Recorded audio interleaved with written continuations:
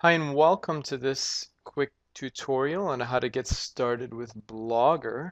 Blogger is an online blogging tool that's free to everyone. Begin by going to Google and just typing in Blogger.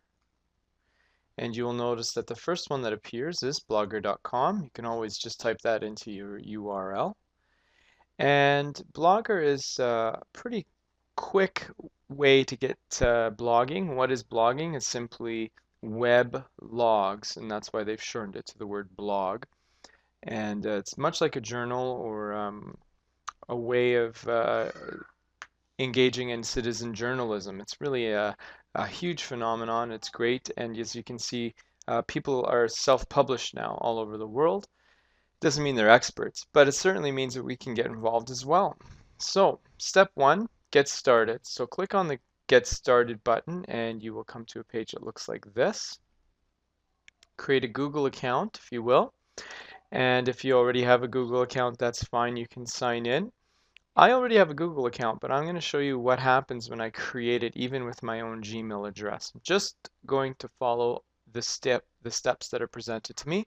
So follow this page carefully because I've seen people had to redo this page numerous times. So I would pause the video and take your time to fill out this page. And once you've finished filling it out, click on Continue and then resume the video.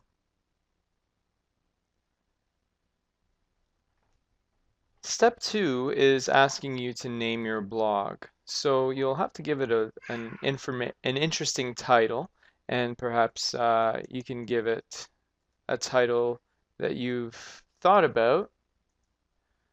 So Tech in Class for Teachers. There we go. And then you have to give it an address. So Tech in Class for Teachers. And just make it one word. And you'll have to make it unique or else you won't be able to create it. So I always add my name or some kind of unique mixture of letters and numbers that will make sure that the blog address is available. Below here, Google wants you to prove that you're not a robot. So I'll do that. Again, take your time and then click on Continue. What's nice about Blogger is that as soon as you've registered and signed on, it takes you to a catalog. And so choose a starter template, and it's just a template to get you started. You can always go back and change the design. So what I'll do is I'll click on this basic picture window, scroll down and click on Continue. And just like that, our blog has been created. Now I'm going to show you 4 ways to engage with your blog. So we can start blogging, clicking on this arrow, and give my blog the title. Now I'm going to introduce you to some really neat tools, okay? Across the top here, you have several tabs. I very much encourage you to pop into each and every one of them and understand them, read them very slowly, and that way you'll come to understand the blog a lot better. We don't read enough in this technological age. It's very important that you go in and understand what it is you're working with. This box here is called a What You See is What You Get editor. What you see is what you get, or WYSIWYG.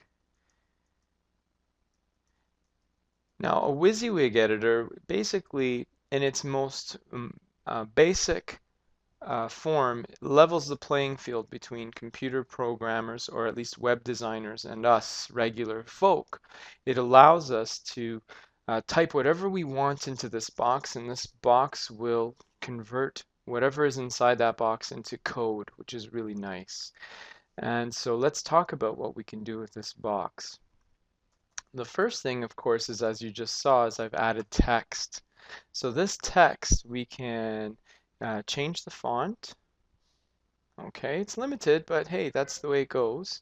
I can change the size, And here I can decide if it's a heading, a subheading, etc., etc. This is my heading. The reason why I want you to work with headings and such is because when people are accessing your blog who cannot see, screen readers or programs that they have will be able to read that for them and let them know it is a heading. If you don't mark it as a heading, the screen reader will just read your paragraph as if it's one giant blob. You don't want that. You want to promote accessibility, so mark headings as headings so that the screen reader pauses after it reads the heading. You have your typical bold, italics, underline, your strike through. You can change the colors of your text and you can highlight. Now I want to show you some of the really nice features that come with this before we publish. The first feature is adding a link. So if you want to take your teachers to a website or your colleagues to a website that you found very useful, you simply click on the word link, and then the text to display is the action. That is what they're going to click on. So say click here to go to Symbaloo, for example. And then my address will be www.symbaloo.com. If you don't have the address, just go copy and paste it. Okay? You can even create an email address and link it there. One very important item here is to open this link in a new window so that your audience does not get lost. Okay? And then I click on OK. So there's my link, and there's the action, there's the word there. I can go up here to view the blog, or I can go to the bottom and click on preview. So let me show you what the preview looks like. There it is, my first blog, there's my title, and here's my link to Symbaloo. Okay? Now, I'm going to close the preview and come back in. I'm going to show you another thing you can add, and that is a picture. So this is based on the fact that you have one. Adding a picture is a lot like adding an attachment to an email. You can upload it. So from your computer, you click on Choose Files, choose a picture, click Open, and Google will upload that. If you like that picture, click Add Selected. If it's the wrong one, click Cancel. When you click on the picture, you can play with its location and size. So I can make it small and I can put it to the left. Okay? Now I'm just going to move my cursor south of the picture. Now I have my picture. Of course, if I want to view it, I click on Preview. And the beauty about Google, there's my link, there's my picture. The beauty of Google is that it saves it automatically for you. Every change it saves. It's fantastic. Now I'll go south of the picture and I'll show you how to add a video. This is really cool, especially if you found a video on YouTube that you like. You can upload it as you would from any attachment from your computer, but barring that you have a very big video collection, I would go to YouTube and maybe find, it's always a good one about Sir Ken Robinson, who does a lot of talks about education. You can preview it inside the box while you're in the blog, which is really great, and then simply click on select. And look, just below, I've got this fantastic video. And with a video, unlike the picture, I have to come up here to my alignment, and I can align it left, I can align it center or in the middle. And there you go.